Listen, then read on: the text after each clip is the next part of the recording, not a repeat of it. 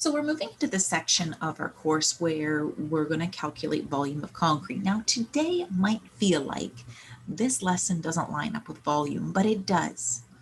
Okay, it's going to line up with volume. I'm going to try to explain why as it goes. You will not be calculating volumes today, but you'll be calculating some very necessary information to help you calculate volume in the next lesson. Okay. So what we're looking at, we're going to be looking at calculating centerline perimeter. We're going to talk about what it is, how you calculate it, and then you'll do a quiz. It's really easy to use the formulas, but I want you to understand where the formulas come from so that you actually understand why you're doing what you're doing as opposed to just memorizing a process and giving it back to me. I want to make sure you can have that critical thinking component. All right, so if we look at this foundation, so this is what we're moving towards calculating is how much concrete, and we'll look at how many pieces of plywood and everything you would need to be able to frame up the forms for this foundation. But right now we're just going to focus on what you need to calculate volume. So if you wanted to know how much volume of concrete you would need to order, so how many truckloads are going to need to come, you will need to be able to determine what's the length of the walls, what's the width of the walls, and the height of the walls. What we're going to focus on today is figuring out the length of the walls. Now, that might sound really elementary to you. Well, just read the blueprint and add all the lengths up together. But do you use the outside length? Or do you use the inside length? Or do you use the centerline perimeter? Now, I think the topic of this lesson probably has verified for you which measurement you're going to need. But we need to know what's the overall length. And because these walls have thickness, we need to be able to account for the thickness of the wall as well.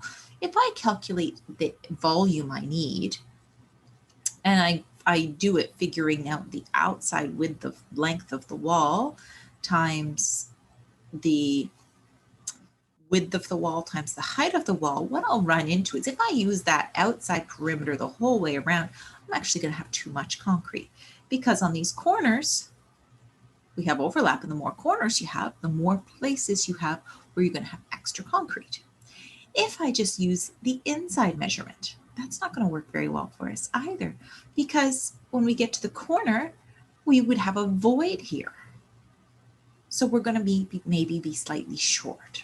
So that's why we're going to use our centerline perimeter. It figures out an average. It's right in the middle between too much and not enough. Okay, and that's going to give us our best calculation. All right, so how do we do the calculations? Well, first of all, I want you to think about the old school way of calculating. How would you, and you guys know how to do this question, what area do the walls take in this top-down view of a small foundation? So I want to know, just as you look down, just the colored area, what is the area? Well, using what you know of math right now, you would say, well, I figure out the area of the orange rectangle. It's the same as the yellow rectangle. Find that area and we'll double it. Now we're going to add to that the area of the green rectangle plus the area of the blue rectangle. And I would say that's great. Let's do it. So we'll need to know the length and the width of the orange and yellow rectangle. So this is going to be 60 minus 6 inches here and 6 inches here, which is 12. So 60 minus 12 gives me 48. And okay, let's figure out our area. So we're going to have 48 by 6. That's going to be two of our walls. It's 288 inches squared. We have two walls with those measurements, so we can double it. 576 inches squared. And then the blue and the green wall. Well, it's 72 inches long times 6 inches wide gives us 432 square inches. Both walls are the same, so we can double that measurement, 864 inches squared. And we get total, we add the area of the two sections together. So 576 plus 864, and we get 1,440 inches squared. Okay, so I could say, well, that's calculating area. It didn't take very long. It was pretty straightforward, but I only had to really calculate one extra piece of information here. what happens when you have to recalculate a whole bunch of them? We're going to deal with that in a minute. But it's going to actually make things much more complicated for us if there's jogs or I say L cutouts. You'll see why I use the term L cutout, because it often helps people remember the types of irregular shapes we can have. So I've said it's easier if we can find the centerline perimeter. Now I'm going to tell you how to calculate the centerline perimeter. Once we know the formula, it's going to be the same all of the time. So it's going to make it nice and easy for us. So the centerline perimeter, according to my books, I can use centerline perimeter and I can get exactly the same area as we calculated before. And I can do it with less calculation. Well, let's find out if that's true. I want to figure out the length of these dashed lines. Okay, so let's start with the length of the dashed line along the blue side. Along the blue side, this dashed line is, you'll notice, half a foundation thickness, half a foundation thickness, or half a wall thickness. So it's one wall thickness shorter than the overall length. So we're going to do 72 minus 6. Leaves us with 66. It's the same on this side. Over here, this dashed line, well, half a thickness in, half a thickness in. So this one's going to be 60 minus 6, which is 54. Notice what we did. We used the outside measurements and we subtracted 1, 2, 3, 4 wall thicknesses. Keep that in mind when we go to the next slide. All right, so in order to figure out the perimeter, we often call centerline perimeter, you'll see I'll often abbreviate as CLP, shorter.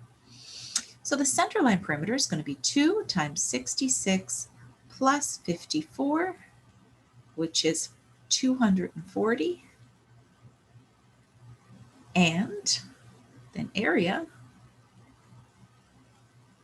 is going to be 240 by 6, which gives us 1,440 inches squared. Now you might have looked at that and said, wait a second, you did a lot of calculations too. I did. But what we're going to find is when we calculate the centerline perimeter, because if we can figure out the length of our walls in one long rectangle and we know the width, if we also know the height, we can figure out the volume. So what we can do, we've noticed that we've subtracted 4 foundation thicknesses. You can take the outside perimeter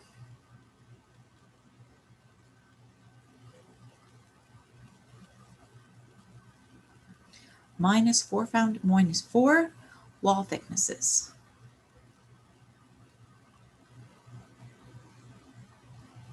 So we don't necessarily have to subtract it each time.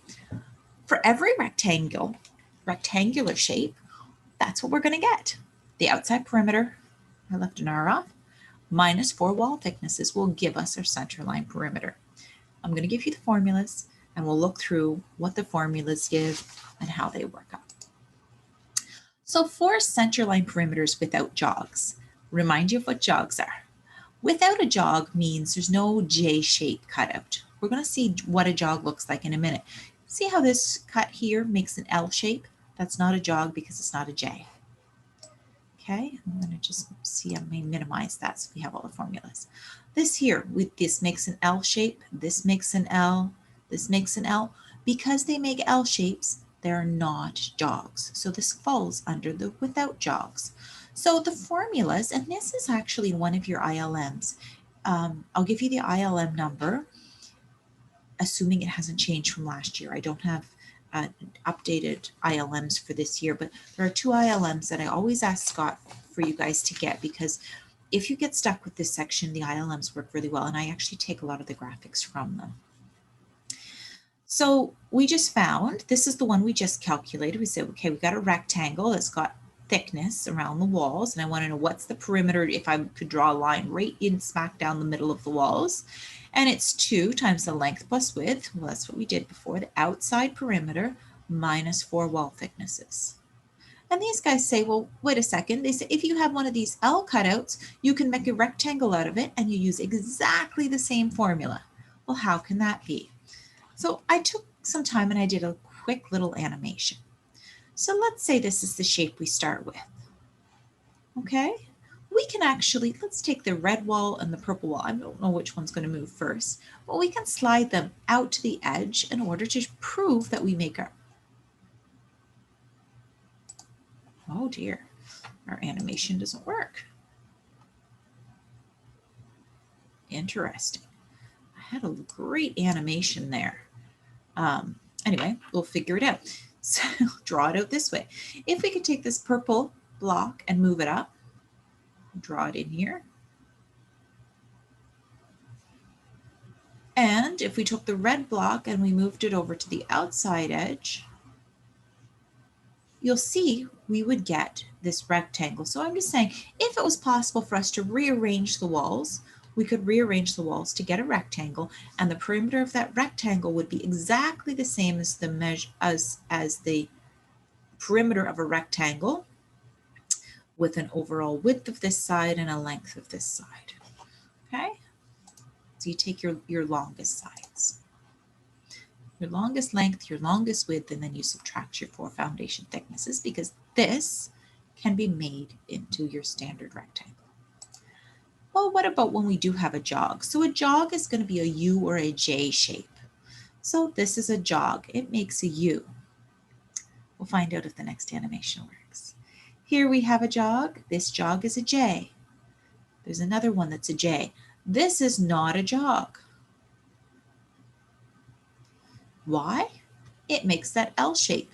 And if I take this wall and move it over, and this wall and move it over, and these two, when I move them down, I can get this full rectangle corner. When I tried to do that with a jog, I'm going to use the simplest one. You'll find it doesn't make it leaves us a rectangle with 2 extra bits. Now what this gives us is 3 formulas, and I would suggest just knowing this formula. If you know the small jog one, if the jogs are both the same length, you're going to just use the right one. So it's going to still be 2 length plus width, because we start out with a rectangle, but we end up adding in the length of the little jogs. So the length of the short side of the jog, it's always going to be the shortest side. Now I'm going to leave it to you to think about how would the walls rearrange when the jog has different lengths. If you could break the walls into pieces and rearrange them, how would you get your rectangle, and why are the 2 extra pieces in the middle? I'm going to give you the very first example. Fingers crossed it works. This is what was supposed to happen in the other one. So here, what I've done is I've said, okay, let's take this dark pink wall and we're going to slide it up. You'll notice that gives us a perfect rectangle. There's no longer a wall here. That's just graded. That's where it used to be. So we've slid it out.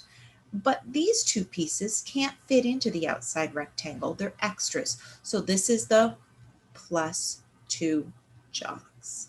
That's why we have to add that in. So hopefully that helps to give you a visual of where that formula comes from. Now let's do a couple of examples. Like I said, the formulas are really straightforward and the calculations are really easy. So you'll notice these 2, there's no jog here. This has a little L corner, but that's not considered a jog. So our formula is going to be the formula that doesn't use a jog. You may want to write these down to have them close by, because we're going to use them a lot lately. So the T is always going to be the thickness of the wall. Okay, so when we're calculating our centerline perimeter, so first of all, we'll start with our centerline perimeter. We're going to do 2.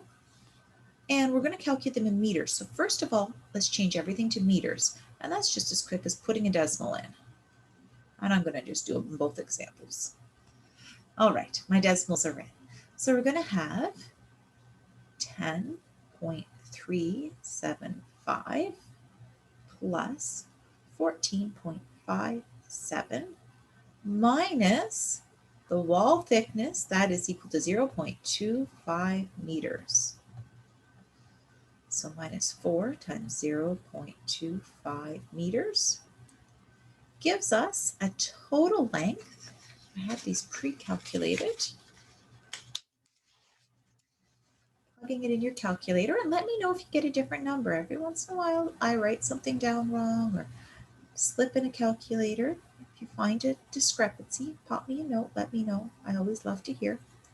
So there's our centerline perimeter, 48.89 meters. If I want to know the area occupied by the wall top down, I know this is just drawn as a single thin line. It makes it easier when you're drawing graphics, but if the wall has a thickness of 0.25 meters, what area, looking straight down, would the walls take? Well, they would take an area equal to their length times the width. The length of the walls is 48.89 meters times a wall width of 0.25. The area taken by the walls is going to be 12.2 meters squared.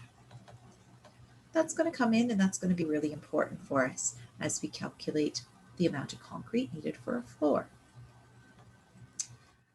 Let's do the next one. Same formula. So our centerline perimeter is going to be equal to, and this time we don't even care about these measurements. We don't need them. All we need is the overall length and the overall width. So we're going to have 2 times the length, 23 meters, plus the width of 13.5 meters, minus 4 times the thickness of the wall. And watch, sometimes the wall thicknesses change. Okay, I do that purposely just to make sure you kind of keep an eye on things. And we get 71.88 meters. Now if you want area, the area taken up by the walls is going to be 71.88 times how thick the walls are, 0.28, which will give us 20.1 meters squared. Okay, so really easy calculations. Now that you have that, can you see where we could use that to figure out the volume of concrete needed for the walls? I'm hoping at this point you can start to see how this is going to build and give us some connections. But that calculating centerline perimeter is very specific to carpentry. So that's why it kind of is isolated for you folks. We've got 2 others that we'll calculate. Now in these examples, do we have jogs or not? Well, this one makes a U shape, so it is a jog. And here we have that J shape, and it's going to be a jog. So what's our formula that uses jogs? So for the centerline perimeter, it's going to be equal to 2. We do the rectangle, length plus width. That's the perimeter of a rectangle. Then we have to take 4 thicknesses of the walls, but we have to add in the length of 2 jogs. And we're going to use the smallest side if we need to, if there's 2 measurements. Okay, so it's easy formula again. So for the very first one, now let's change everything to meters because we're going to use meters for our answers. The numbers will typically be given to you in millimeters. So I've just put my decimal in, move your decimal 3 places, and we'll move our decimal for the wall thickness too. So let's put in our calculations. So the length is going to be 17.57 plus 15.675 minus 4 times the wall thickness is 0.2 plus 2 jogs. Now, which number am I going to use for the jogs? This number does not make up part of the jog because it's the piece that if I pushed out would make the rectangle. This is my jog length. Okay. So I use that 3.5.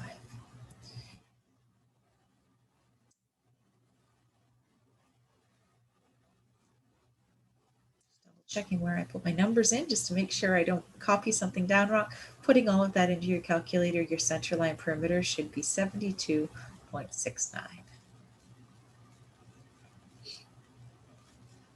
And then always round to whatever decimal place it asks you for. Now, what's the area occupied by the walls? Well, that's easy to figure out. 72.69 times how thick the walls are. And we're only missing 1 step to find the volume of the walls, which I think you'll go, oh, the next lesson should be an easy one. And I hope I think you will find it. So putting that in, we get 14.5 meters squared. Okay.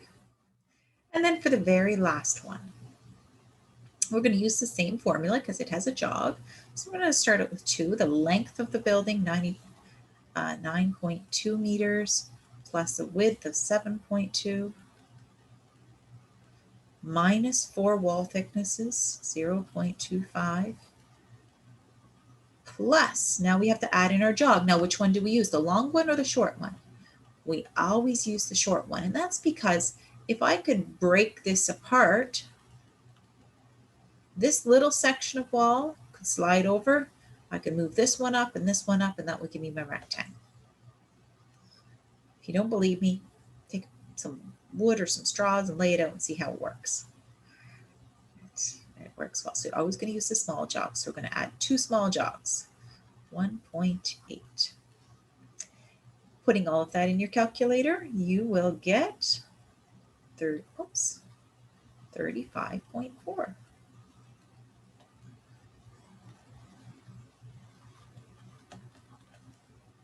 Okay. What's the area occupied by the wall, top down? 35.4 times 0.25 gives us 8.85. And one of the reasons why it's so important to be able to figure out the area taken up by walls is you'll see if you have a long perimeter and thick walls, they take a fair bit of area. So let's imagine we have a floor that's 4 inches thick. That could be a fairly significant amount of concrete that you could double calculate. And you'll see why I say double calculate by not accounting for what area do the walls take. All right, so hopefully that could give you a good background of Centerline perimeter. I don't have a worksheet for this section because I don't think it necessarily needs to be a worksheet section. You've done these 4 examples. What I would like you to work at is I'd like you to do the quiz that's in SAM. Now you have 5 attempts, so you can treat that as a worksheet. It'll only keep the grade of the best of the 5. But watch when you're doing your quiz, make sure you put your units into meters and watch for, is it a jog or not?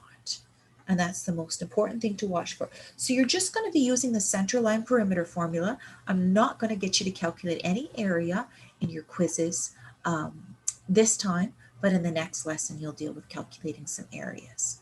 Okay, so this time you're just going to practice Centerline perimeter, being able to identify, am I using a jog? Which measurements do I put in? And it's only a 10-question quiz. It should be fairly short for you. My explanation on this lesson was probably longer than if I just showed you the formulas and said memorize the formulas and do it. But I want you to understand, where do those pieces in the formula come from? Because it does help you, generally it helps with retention.